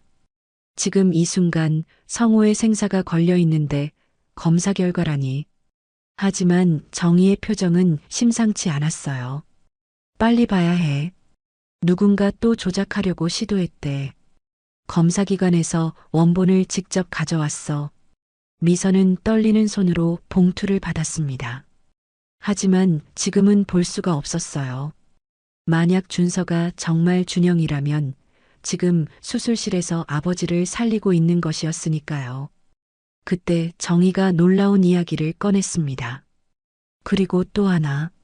1994년 경찰 기록을 다시 확인했는데 박성호라는 사람이 기차역에서 아이를 발견했다고 신고한 게 맞아. 미선의 숨이 멎었습니다. 그런데 더 놀라운 건 그날이 바로 성호 씨의 첫 부인이 돌아가신 날이었어. 병원 기록으로 확인했어. 미선은 다리에 힘이 풀려 의자에 주저앉았습니다. 운명이 이렇게까지 얽혀 있을 수가 있을까요? 성호는 가장 슬픈 날에 준영이를 구했고 이제 준영이가 성호를 구하고 있는 것이었습니다. 수술실에서는 준서가 온 신경을 집중하고 있었습니다. 성호의 심장은 예상보다 손상이 심했어요. 관상동맥 3군데가 막혀 있었고 심근의 일부가 괴사하기 시작했습니다. 담당 의사가 이마에 땀을 닦으며 말했습니다. 이준서 선생님, 이건 너무 위험해요. 포기하는 게 아닙니다. 할 수 있습니다. 준서의 목소리는 단호했습니다. 왜인지 모르게 이 환자를 꼭 살려야 한다는 강한 의무감이 들었어요. 마치 오래전부터 진 빚을 갚는 것 같은 느낌이었습니다. 수술을 하면서 준서의 머릿속에는 이상한 장면들이 떠올랐습니다. 기차역, 누군가의 따뜻한 품, 그리고 안전하다고 속삭이는 남자의 목소리. 그 목소리가 왜 이렇게 익숙한 걸까요? 한편 민재는 병원 이사장실에 있었습니다. 어머니와 이사장이 긴급 회의를 하고 있었어요. 수술이 실패하면 의료사고로 몰아가면 됩니다. 성공해도 규정 위반으로 고발하고요. 이사장이 차가운 목소리로 말했습니다. 하지만 민재의 표정은 복잡했어요. 지우와 헤어진 충격이 아직 가시지 않았던 것이었죠. 민재야, 정신 차려. 이번 기회에 확실하게 정리해야 해. 어머니의 날카로운 목소리에 민재가 고개를 들었습니다. 근데 엄마, 이게 맞는 일일까요? 환자 생명이 걸린 일인데. 갑자기 왜 그래? 너답지 않게. 민재는 대답하지 못했습니다. 지우의 말이 계속 머릿속을 맴돌았어요. 가족이 뭐냐고, 재산이 전부냐고. 대기실로 돌아온 민재는 미선이 서류를 읽고 있는 것을 봤습니다. 미선의 얼굴에는 눈물이 흐르고 있었어요. 정희가 옆에서 어깨를 토닥이고 있었죠. 99.9%. 정말 준영이가 맞았어. 미선의 목소리가 떨렸습니다. 30년 만에 확인한 진실이었어요. 그때 수술실 문이 열렸습니다. 준서가 지친 얼굴로 나왔어요. 수술복은 땀으로 흠뻑 젖어 있었습니다. 모든 사람이 일제히 그를 바라봤어요. 수술은 성공했습니다. 준서의 말에 미선이 그 자리에 주저앉았습니다. 안도와 감사, 그리고 벅찬 감동이 한꺼번에 밀려왔어요. 지우도 엄마를 안으며 울음을 터뜨렸습니다. 환자분은 곧 깨어나실 겁니다. 이제 위험한 고비는 넘겼어요. 준서가 설명하는 동안 미선은 그를 바라보며 결심했습니다. 이제 말해야 할 때가 왔어요. 하지만 그 순간 병원 보안 요원들이 나타났습니다. 이준서 선생님, 같이 가셔야겠습니다. 인사과장이 차가운 표정으로 말했습니다. 정직 중 무단 의료행위로 고발장이 접수됐습니다.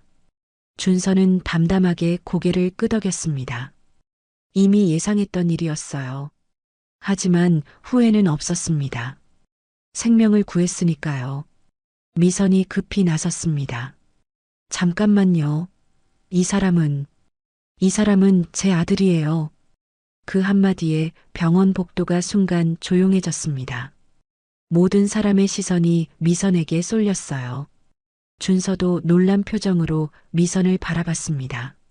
미선은 떨리는 손으로 DNA 검사 결과지를 들어 올렸습니다. 병원 복도가 순간 정적에 휩싸였습니다. 미선이 든 검사 결과지가 바람에 살짝 떨렸어요. 준서는 믿을 수 없다는 표정으로 미선을 바라봤습니다. 그의 입술이 떨리며 간신히 말을 이었어요. 제가 당신의 아들이라고요? 미선이 눈물을 흘리며 고개를 끄덕였습니다. 떨리는 손으로 30년 전 사진을 꺼내 보였어요. 어린 준영이가 노란 미끄럼틀 앞에서 웃고 있는 사진이었습니다. 내 이름은 한준영이었어. 5살 때 잃어버렸고 30년 동안 찾아 헤맸어. 준서의 다리에서 힘이 빠졌습니다. 벽에 기대며 가까스로 몸을 지탱했어요.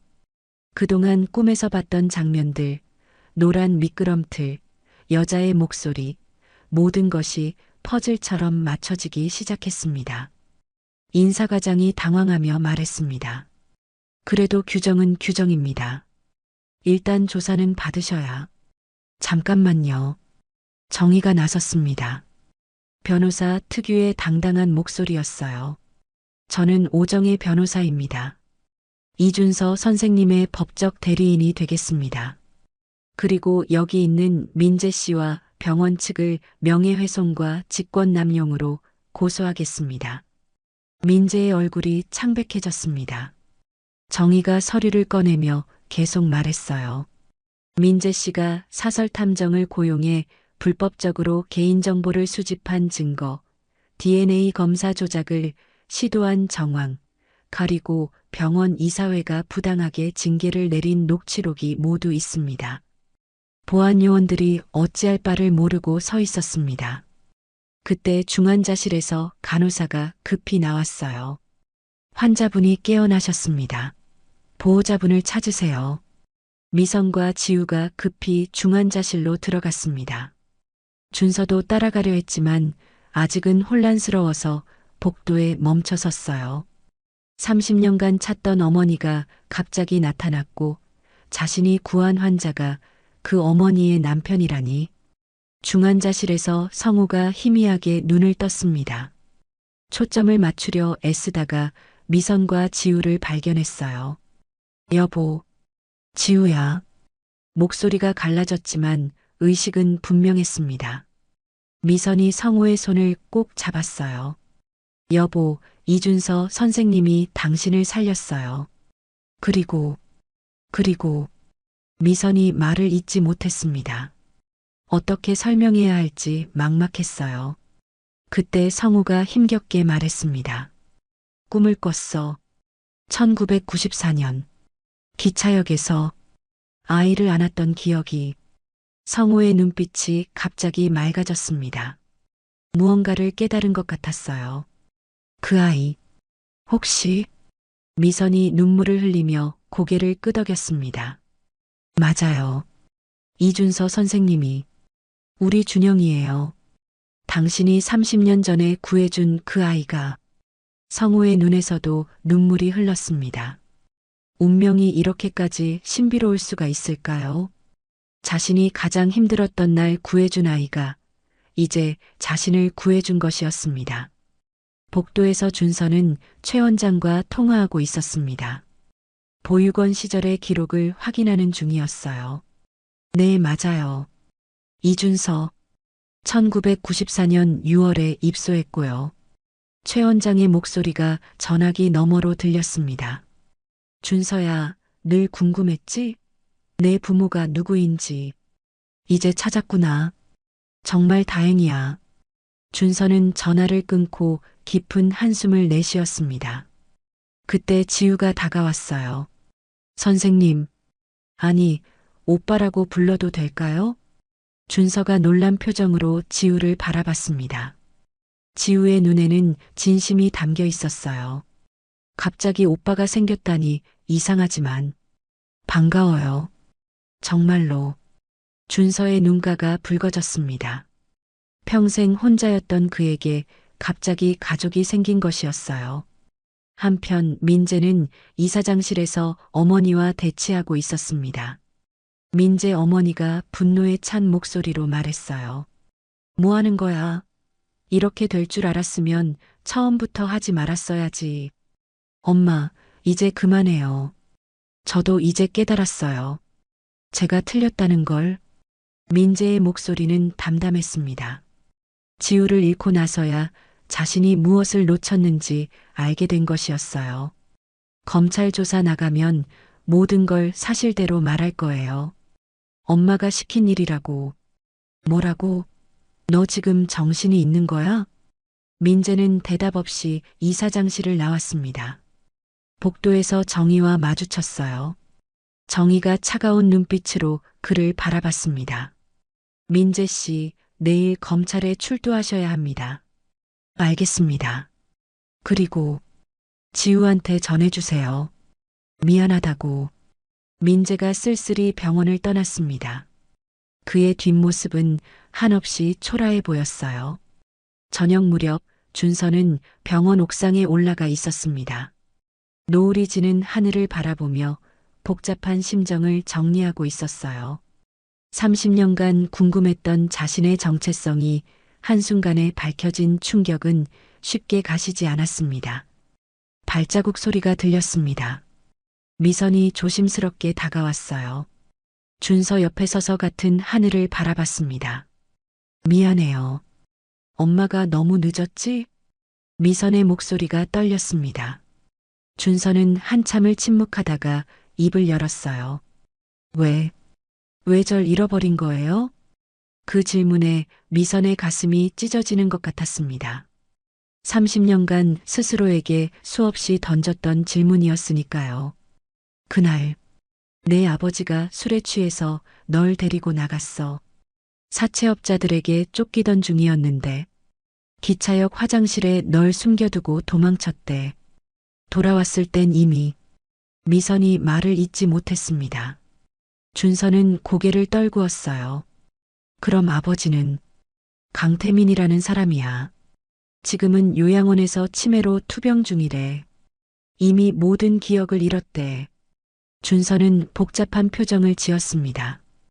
원망해야 할 사람조차 이미 심판을 받은 것 같았어요. 성우 아저씨가. 아니, 아버님이 절 구해주신 거군요. 그래. 그날이 성호 씨 첫 부인의 기일이었대. 가장 슬픈 날에 널 구한 거야. 그리고 30년 후에 내가 그분을 구했고 두 사람은 한참을 말없이 서 있었습니다. 저녁 바람이 불어와 머리카락을 흩날렸어요. 시간이 필요해요. 갑자기 가족이 생겼다는 걸 받아들이기가. 준서의 솔직한 말에 미선이 고개를 끄덕였습니다. 그래, 천천히 해. 30년을 기다렸는데 며칠 더 기다리는 건 아무것도 아니야. 그때 지우가 옥상으로 올라왔습니다. 엄마, 오빠. 아빠가 일반 병실로 옮겨졌대요. 의식도 완전히 돌아왔고요. 세 사람은 함께 병실로 내려갔습니다. 성우는 침대에 반쯤 기대 앉아 있었어요. 준서를 보자 미소를 지었습니다. 이준서 선생님.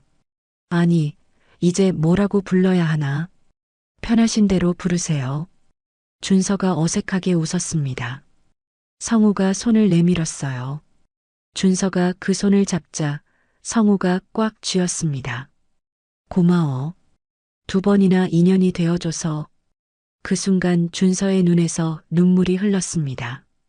평생 외로웠던 그에게 처음으로 아버지라고 부를 수 있는 사람이 생긴 것이었어요. 병실 문이 열리고 정희가 들어왔습니다. 표정이 밝았어요. 좋은 소식이 있어요. 병원 이사회에서 민재 어머니가 이사직에서 해임됐대요. 그리고 준서 선생님의 정직도 취소됐고요. 모두가 안도의 한숨을 쉬었습니다. 정희가 계속 말했어요. 검찰에서 민재 씨와 병원 이사진을 조사한대요. 불법 정보 수집과 직권 남용 혐의로요. 민재 씨는 이미 자백했다고 하네요. 지우의 표정이 복잡해졌습니다. 한때 사랑했던 사람이었으니까요. 하지만 이제는 끝난 일이었습니다. 그리고 또 하나 태민 씨 소식이 있어요. 미선이 긴장했습니다. 정희가 조심스럽게 말을 이었어요. 오늘 오후에 잠시 의식이 돌아왔대요. 그리고 준영이 이름을 불렀다고. 준서가 놀란 표정을 지었습니다. 자신을 버린 아버지가 마지막 순간에 자신을 기억한다니. 만나보실래요? 아직 요양원에 계신데요. 준서는 고민했습니다. 원망스럽기도 하고 궁금하기도 했어요. 미선이 조심스럽게 말했습니다. 강요는 안 할게.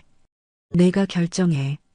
준서는 깊은 숨을 들이쉬고 고개를 끄덕였습니다. 가볼게요. 한 번은 만나야 할 것 같아요. 다음 날 아침 준서는 미선과 함께 요양원으로 향했습니다. 차 안에서 두 사람은 말이 없었어요. 각자의 생각에 잠겨 있었죠. 요양원에 도착하니 간호사가 안내했습니다. 오늘은 상태가 좋으세요. 의식도 비교적 맑고요.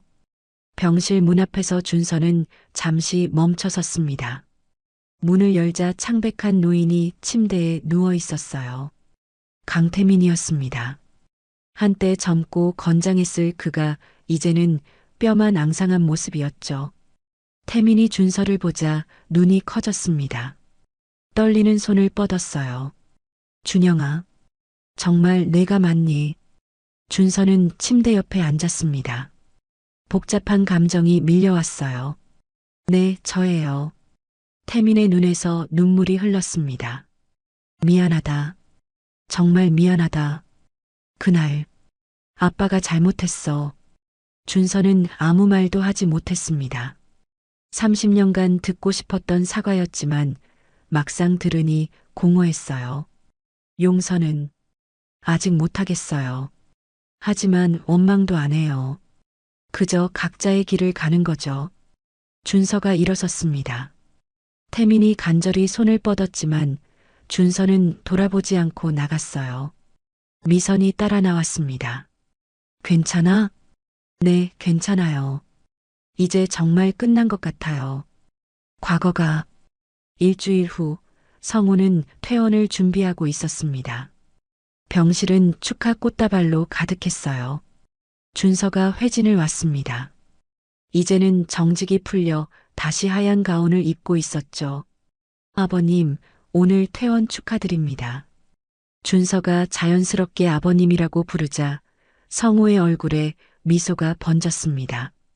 지난 일주일 동안 서로를 알아가며 진정한 가족이 되어가고 있었어요. 준서야, 아니 이제 준영이라고 불러야 하나? 준서로 불러주세요. 30년간 이 이름으로 살았으니까요. 미선이 짐을 정리하며 흐뭇하게 두 사람을 바라봤습니다. 지우도 밝은 표정으로 아버지를 부축했어요. 아빠, 이제 집에 가요. 엄마가 미역국 끓여놨대요. 오빠도 같이 가요. 우리 가족 첫 식사인데. 지우의 말에 준서가 잠시 망설였습니다. 아직도 가족이라는 단어가 어색했어요. 하지만 따뜻한 그들의 눈빛을 보며 고개를 끄덕였습니다. 집으로 가는 차 안에서 성우가 이야기를 꺼냈습니다. 준서야, 그날 기차역에서 널 발견했을 때가 생각나. 작은 아이가 혼자 울고 있었는데 그 모습이 너무 가슴 아팠어. 준서가 조용히 들었습니다. 성우가 계속 말했어요. 그날은 내 첫 아내가 세상을 떠난 날이었어. 병원에서 나와 정처 없이 걷다가 기차역에 갔는데 거기서 널 만난 거야. 그래서 절 경찰에 데려다 주신 거군요. 응. 그때 내가 내 손을 꼭 잡았어. 마치 놓으면 안 될 것처럼. 그 작은 손이 아직도 기억나. 준서의 눈가가 촉촉해졌습니다. 기억은 없지만 마음 깊은 곳에서 무언가 따뜻한 것이 느껴졌어요. 집에 도착하자 정성스럽게 차려진 밥상이 기다리고 있었습니다. 네 사람이 식탁에 둘러앉았어요. 미선이 준서의 밥그릇에 미역국을 떠주며 말했습니다. 늦었지만 생일상이야. 30년간 못 차려준 생일상. 준서는 뜨거운 국물을 한 숟가락 떠먹었습니다. 엄마의 손맛이라는 게 이런 걸까요? 눈물이 날 것 같았어요. 식사 중에 초인종이 울렸습니다. 지우가 나가보니 민재가 서 있었어요. 많이 수척해진 모습이었습니다. 지우야, 잠깐 얘기할 수 있을까? 지우는 잠시 망설이다가 현관 밖으로 나갔습니다. 민재가 봉투를 내밀었어요. 이거 너희 어머니께 드려. 내가 수집했던 자료들이야. 검찰 조사에서 제출한 것 말고 남은 거 혹시 도움이 될까 해서. 봉투 안에는 준서의 어린 시절 사진들과 기록들이 있었습니다. 민재가 불법적으로 수집했던 것이지만 이제는 소중한 추억의 조각들이었죠. 그리고 정말 미안해. 내가 너무 어리석었어. 민재의 진심 어린 사과에 지우는 작게 고개를 끄덕였습니다. 이제 정말 끝이야, 민재 씨. 서로 좋은 사람 만나서 잘 살아요. 민재가 쓸쓸히 돌아섰습니다. 그의 어머니는 구속되었고 그도 집행유예를 받았어요. 모든 것을 잃었지만 오히려 마음은 가벼워진 것 같았습니다. 집 안으로 돌아온 지우가 봉투를 내밀었습니다. 엄마, 오빠 어릴 때 사진이래요. 미선이 떨리는 손으로 사진을 꺼냈습니다. 보육원에서 찍은 6살 준서의 사진이었어요. 밝게 웃고 있는 모습이 준영이와 똑같았습니다. 이 사진, 어디서? 민재 씨가 줬어요. 사과하면서. 준서도 사진을 보며 놀랐습니다. 자신의 어린 시절 모습을 처음 보는 것이었어요. 그날 밤 준서는 처음으로 이 집에서 잠을 잤습니다. 미선이 준비해준 방에는 이미 그를 위한 물건들이 채워져 있었어요. 30년 동안 아들을 기다리며 조금씩 모아둔 것들이었죠. 침대에 누운 준서는 천장을 바라봤습니다. 평생 혼자였던 그에게 갑자기 가족이 생겼고 집이 생겼습니다. 아직은 낯설지만 이상하게 마음이 편안했어요. 문득 어린 시절 꿈이 떠올랐습니다. 노란 미끄럼틀과 여자의 목소리. 이제는 알 수 있었어요. 그것이 엄마의 목소리였다는 것을. 그리고 자신을 부르던 그 목소리에는 사랑이 가득했다는 것을. 다음 날 아침 준서는 병원으로 출근했습니다. 동료들이 따뜻하게 맞아주었어요. 이제 모두가 그의 사연을 알고 있었죠. 준서야, 아니 이제 부과장님이라고 불러야 하나? 동료가 장난스럽게 말했습니다. 병원에서 준서의 진급이 확정된 것이었어요. 실력과 인품을 인정받은 당연한 결과였습니다. 준서는 흰 가운을 입고 회진을 시작했습니다. 환자들을 돌보며 의사로서의 사명을 다하는 그의 모습은 당당했어요. 30년의 긴 여정 끝에 마침내 자신의 자리를 찾은 것이었습니다.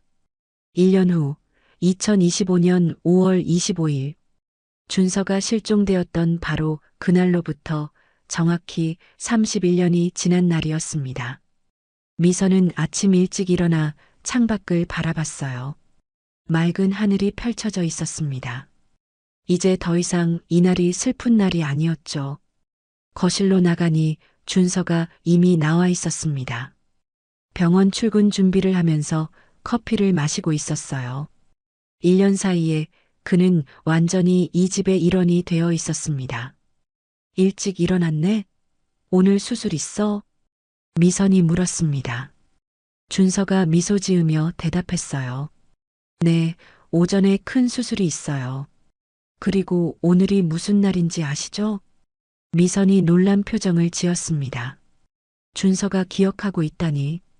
오늘이 제가 가족을 되찾은 날이잖아요. 비록 30년이 걸렸지만 준서의 말에 미선의 눈가가 촉촉해졌습니다. 그때 성우와 지우도 거실로 나왔어요. 다들 일찍 일어났네. 오늘 특별한 날이라서 그런가? 성우가 밝게 웃으며 말했습니다. 1년 전 수술 후 그는 완전히 건강을 회복했어요. 매일 아침 운동을 하며 건강 관리를 철저히 하고 있었죠. 아빠, 오늘 저녁에 다 같이 외식해요. 가족 기념일이잖아요. 지우가 제안했습니다. 그녀는 이제 새로운 회사에서 일하며 활기찬 일상을 보내고 있었어요. 민재와 헤어진 후 잠시 힘들어했지만 지금은 완전히 극복했습니다. 좋은 생각이야. 준서도 시간 되니? 네, 오늘은 일찍 끝낼게요. 네 사람은 함께 아침을 먹었습니다. 평범한 아침 식사였지만 그 평범함이 얼마나 소중한지 모두가 알고 있었어요. 병원에 도착한 준서는 수술 준비를 하며 과거를 떠올렸습니다. 1년 전 자신이 누구인지도 모른 채 살았던 시절이 이제는 아득하게 느껴졌어요. 이제 그는 이준서이면서 동시에 한준영이기도 했습니다. 두 정체성이 하나로 합쳐진 완전한 자신이었죠. 오후에 정희가 미선을 찾아왔습니다. 손에는 케이크 상자가 들려 있었어요. 축하해, 미선아. 오늘이 진짜 준영이 돌아온 날이잖아.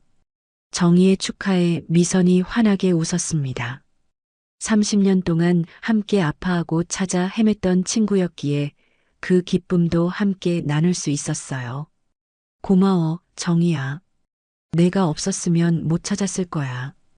두 사람은 케이크를 먹으며 지난 1년을 돌아봤습니다. 민재는 집행유예를 받고 지방으로 내려갔고 그의 어머니는 실형을 선고받았어요.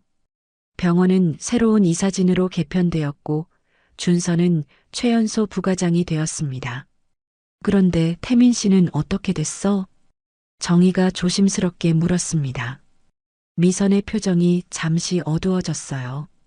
지난달에 세상을 떠났대. 마지막까지 준영이 이름을 불렀다고. 두 사람은 잠시 침묵했습니다. 비록 원망스러운 사람이었지만 이제는 모든 것이 끝났으니까요. 저녁이 되어 네 사람은 한강이 보이는 레스토랑에 모였습니다. 석양이 아름답게 물들고 있었어요. 준서가 와인잔을 들며 말했습니다. 건배 제의를 하고 싶어요. 모두가 잔을 들었습니다. 준서의 목소리가 울렸어요. 운명이 우리를 갈라놓았지만 다시 운명이 우리를 만나게 했습니다. 이제 우리는 진짜 가족입니다. 앞으로도 영원히. 네 개의 잔이 부딪히는 맑은 소리가 울렸습니다. 미선은 행복한 눈물을 흘렸어요. 성우가 아내의 손을 꼭 잡았고 지우가 엄마를 안아주었습니다. 식사를 마치고 나오는 길 준서가 미선에게 작은 선물을 내밀었습니다. 포장을 뜯어보니 액자에 넣은 사진이었어요. 네 사람이 함께 찍은 가족 사진이었습니다. 뒷면을 보세요. 미선이 액자를 뒤집자 준서의 글씨가 보였습니다. 30년을 기다려준 엄마에게 이제부터 영원히 함께 사랑하는 아들 준영이이자 준서가.